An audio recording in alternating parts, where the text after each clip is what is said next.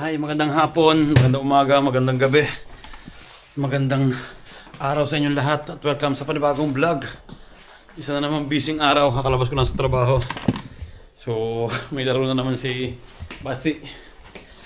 Pustahan na naman to. Ano? Ganun ulit? Ha? 1 euro isang shoot.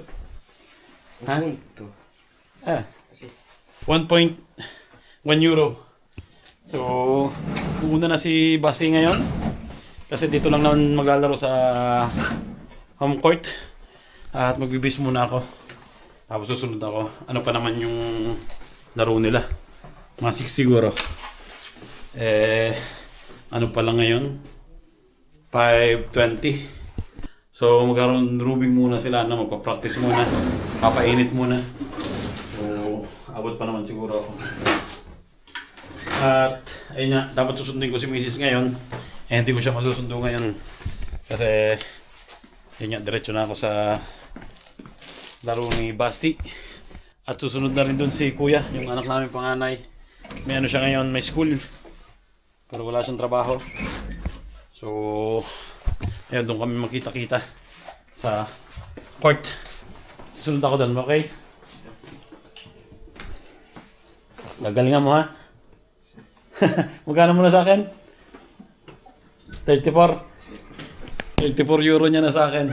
Tingnan natin kung madadagdagan yun. Kung makakasikwenta na, di ba? At may merienda muna ako. Umalis na si Basti. Muna na sa court.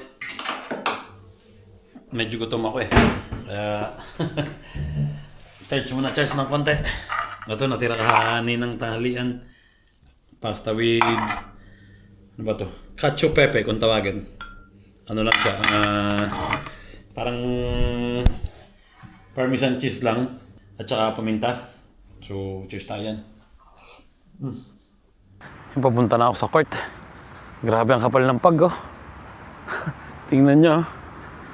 Sobrang kapal ng pag dito. Hindi na halos makakita yung mga building, oh.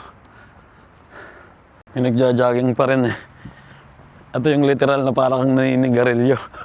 Umuusok yung bibig mo. Hindi sa sobrang lamig dahil sa kakapal ng pag. Tignan nyo yung mga ilaw. Teka, subukan kong buhayin yung aking flashlight. Yan, oh.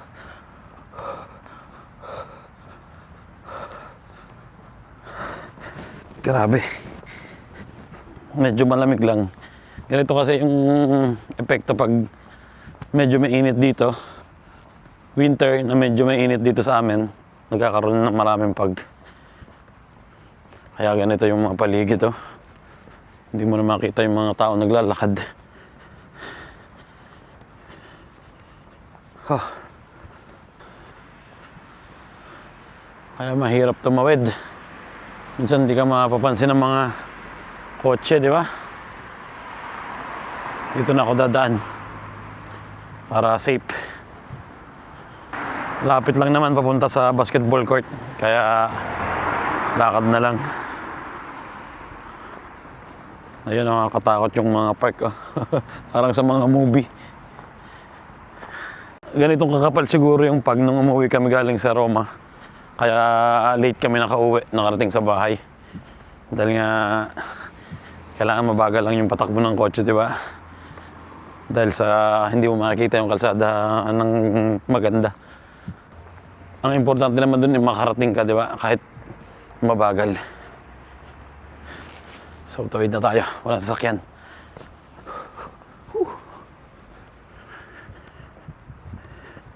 Tingnan niyo yung ilaw. Kitang-kita ang pagka-yellow niya. Dahil sa pag. Dito na ako sa may court. Hindi pa naman siguro nag-uumpisa yan. 6:30 pa yata ang umpisa o 6:15. Alas 6 pa lang siguro ngayon. Kaya nood muna ako ng practice ng round robin nila. Ang ganda ng bahay na to. Puno ng Christmas light. Grabe, oh.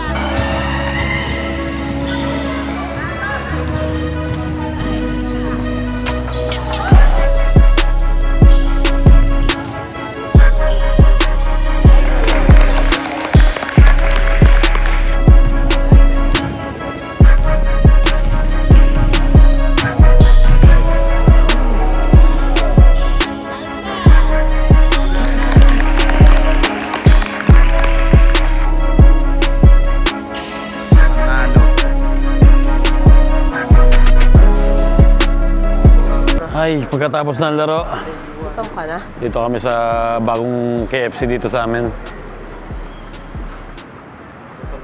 Alawag. Maglilibre si Mrs. Yung, kain na. Tawad ba sa atin ta?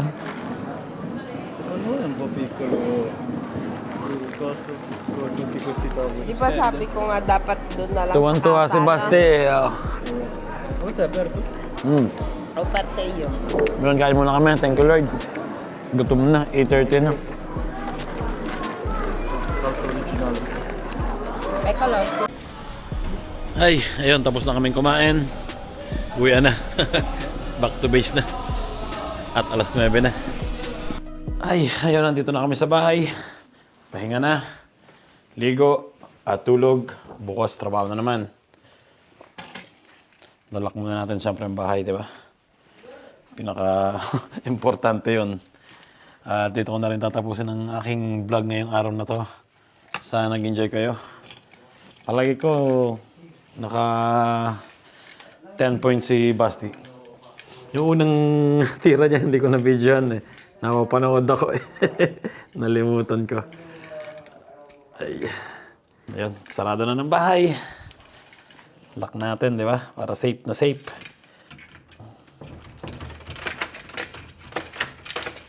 May lock din dito sa taas. So, yun. Next time na lang. Ingat palagi. God bless sa inyo lahat. Ciao.